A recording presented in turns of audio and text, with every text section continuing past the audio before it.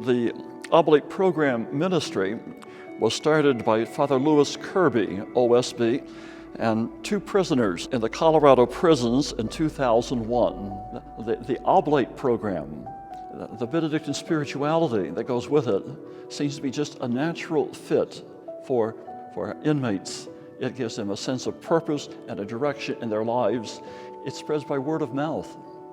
Men in a prison like what they see in inmates, and they want to know, what makes you tick? You know, Jesus Christ is the light of the world, and he wants to bring his light into the darkest places in our world. And one of those dark places is the prisons of our world. As anyone knows, those people are some of the people most open to conversion.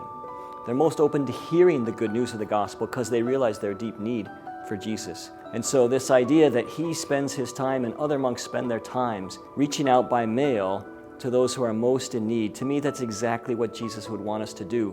And it really is an example of how we need to reach the people on the peripheries.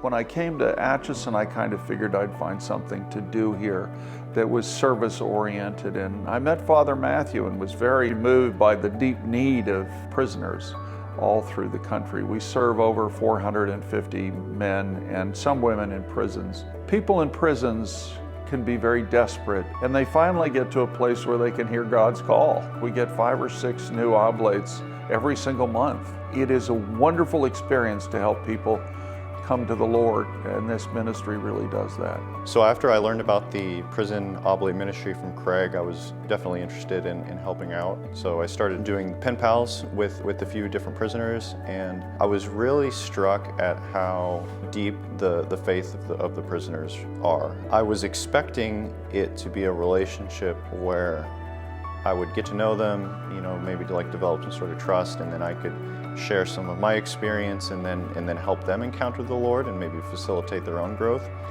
But what I was experiencing was, well, a lot of the time really, it felt like I was being evangelized by them. I was a DOC inmate for 10 years, and during my time in prison, I was introduced to the Oblates of St. Benedict. Praying the office gave me the mental wherewithal and calmness to speak about the faith from an educated, direct manner, and just the regimented prayer routine brought peace beyond all understanding. What that resulted in, and we converted 50 guys to Catholicism, and I have 5 godsons while I was a prisoner.